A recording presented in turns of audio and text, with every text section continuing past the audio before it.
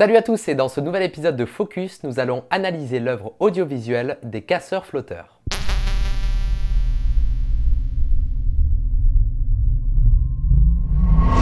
Les Casseurs Flotteurs, c'est avant tout un groupe de musique. Mais avant tout, c'est une identité visuelle extrêmement léchée. Chacun de leurs clips de musique est extrêmement bien travaillé et ils utilisent les clips vidéo pour nous transmettre ce que leur musique dégage.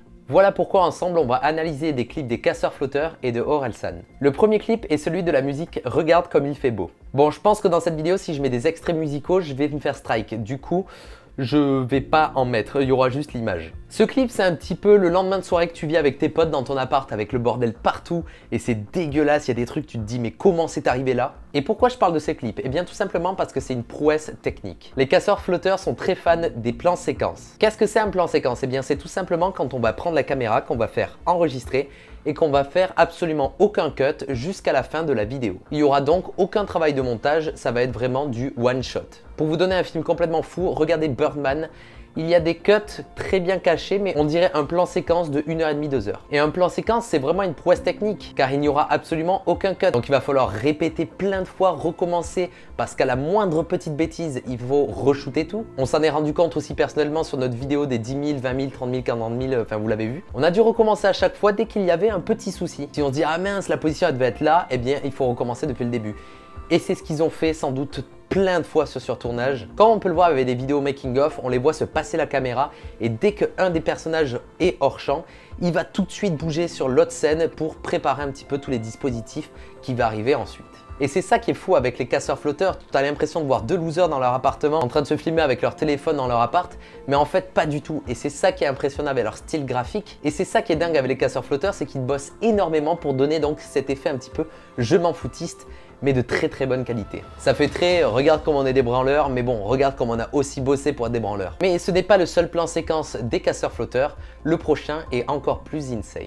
Le deuxième clip que je voulais vous montrer, c'est Inachevé. Précédemment, on a parlé donc du terme plan séquence. Eh bien, ce clip, c'est un exemple type du plan séquence. Dans ce clip, on voit Orelsan et Gringe marcher sur une route et la caméra va tout simplement les suivre et bouger dans plein de sens, mais sans aucun cut, encore une fois. Et ce clip a été, je pense, un gros bordel de logistique parce qu'il y a plein de techniciens, plein de figurants. Du coup, le timing devait être parfait. Ils ont tourné ce clip sur un 4x4 avec une grue. Tu sais, c'est une sorte de grue littéralement pour construire les bâtiments, sauf qu'au bout, on met une caméra.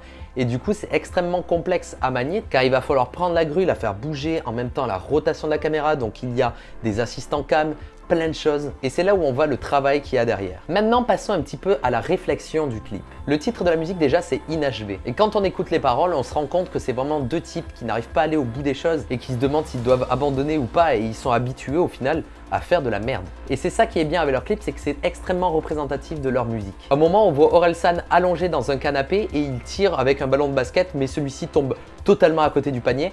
Et on voit ses réactions et ses mimiques, c'est tellement en mode je m'en fous, de toute manière je savais que j'allais rater. C'est quelque chose qui est devenu basique pour moi. Et donc c'est avec des petits trucs comme ça que vraiment ils arrivent à retransmettre donc toute l'énergie qu'il y a dans leur musique. Et l'énergie un petit peu pas très cool au final, c'est une énergie assez monotone, assez... On est des ratés. Mais c'est leur style, c'est un peu ça qu'ils essayent de transmettre. Et c'est extrêmement bien fait, ce clip est vraiment génial. Donc encore une fois, félicitations à toutes les personnes qui ont travaillé dessus. Le troisième clip, c'est des histoires à raconter. Ce clip est génial par son effet. Et cet effet, c'est le cinémagraphe. Et l'effet cinémagraphe, c'est quoi? Eh bien, c'est tout simplement d'avoir une zone de l'image arrêtée dans le temps et une autre encore en activité qui fait une boucle. Et encore une fois, c'est un effet très bien utilisé par rapport à leur musique. Cette espèce de sensation de tourner en rond, de jamais en voir la fin, de se dire... ça devient de plus en plus lassant. On tourne, on tourne, on tourne et on ne sait pas où on va. Et c'est un effet plutôt facile à réaliser chez vous. Voici un exemple de moi, ce que j'ai fait avec cet effet. Et pour réaliser cet effet, c'est tout simple. Vous avez juste à créer des masques tout autour de vos éléments que vous voulez figer ou en animation. Par exemple, moi, j'ai fait un détourage de moi, puis du verre, puis de l'eau, pour laisser apparaître donc par exemple l'animation de ma copine derrière, de l'eau qui coule, mais moi complètement fixe avec le verre aussi fixe. Donc cet effet est vraiment très intéressant parce que ça crée une sorte de malaise. Eux, ils ont réussi vraiment à transmettre ça. On regarde ça, on se dit ah, c'est bizarre quand même. En plus, avec les paroles de musique, on se dit ah, c'est vrai qu'on tourne en rond là, on ne sait pas ce que ces mecs vont faire de leur vie. Ils sont assis là, ils attendent et ça tourne et ça tourne et ça tourne.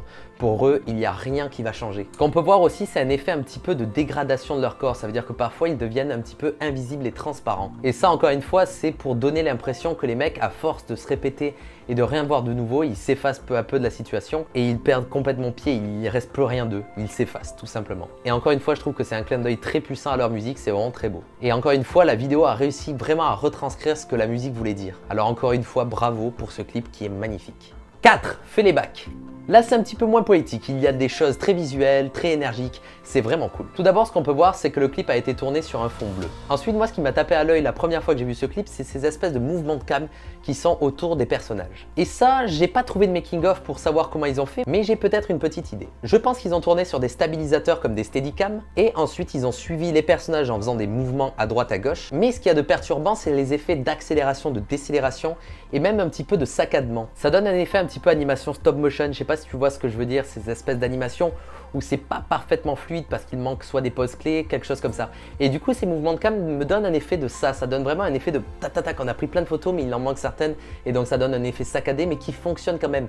Et on sent que c'est une vidéo de base mais qu'après ils l'ont transformé en cet effet un petit peu négligé. Donc voilà, ce mouvement de cam m'avait tapé dans l'œil parce que c'était vraiment très stylé. Il y a cet effet aussi où Orelsan et Grinch se démultipliaient comme dans Naruto et il y a des milliards de clones à eux. Et là, il y a deux possibilités. Soit la première, ils ont utilisé le fond bleu pour faire du keying, ça veut dire du fond vert en gros, mais là c'est avec du fond bleu. Comme ça, ils avaient juste enlevé le fond bleu et ils se multiplient, ils ont juste à faire l'action et ensuite ils se décalent un petit peu et c'est très simple. Et la deuxième possibilité, mais j'espère qu'ils n'ont pas fait comme ça, c'est de faire de la rotoscopie, c'est donc du détourage. Et donc image par image, ils doivent détourer le personnage, tac tac tac sur ses poses clés, c'est extrêmement long, c'est extrêmement chiant.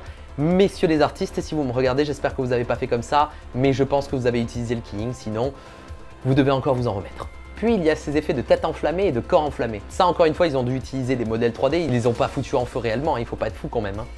Du coup voilà, ils ont dû prendre des modèles 3D, les animer, comme on peut le voir après, il y a des espèces de modèles un petit peu carton d'eux en train de danser. Du coup ils ont dû prendre pareil des modèles un petit peu plus fidèles des personnages pour les animer et ensuite les mettre dans un logiciel comme Houdini ou 3ds Max avec FumeFX pour émettre donc du feu. Et par exemple, voici ce qu'on peut faire avec cette technique. Par exemple, tu vois là, j'ai ma tête et là je peux faire...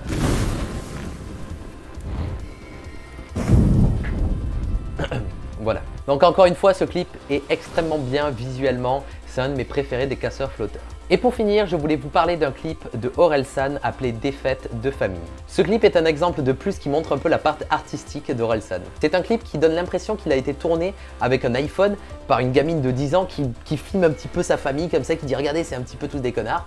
Mais du coup, c'est pas du tout comme ça que ça a été réalisé. Enfin, ça a été tourné avec un iPhone, mais il y avait une équipe monstre derrière. Des dizaines et des dizaines de personnes, voilà pourquoi je vous parle de ce clip. Car devant cette façade un petit peu je m'en foutiste, on a tourné ça à la schlag, se cachent plein de personnes qui travaillent dans l'ombre pour fournir du contenu de qualité, car sans ces artistes, il n'y aurait pas tout ça. Pensez que derrière chaque réalisation audiovisuelle, il y a des maquilleurs, des réalisateurs, des assistants cam, des mecs qui gèrent le son, qui gèrent la lumière, qui gèrent la post-production. Vous savez, depuis tout à l'heure, je parle des casseurs-flotteurs, mais les casseurs-flotteurs, c'est 2 personnes visibles, mais une centaine cachées. C'est sur ces mots que je termine cette vidéo, car les casseurs-flotteurs sont pour moi un exemple de direction artistique. Ils ont une identité visuelle bien à eux, et ils sont partis de rien et ils ont toujours gardé leur envie de réaliser de belles choses sans être trop dans l'excès. Les choix sont bons, justifiés et travaillés, alors prenez exemple sur les casseurs-flotteurs.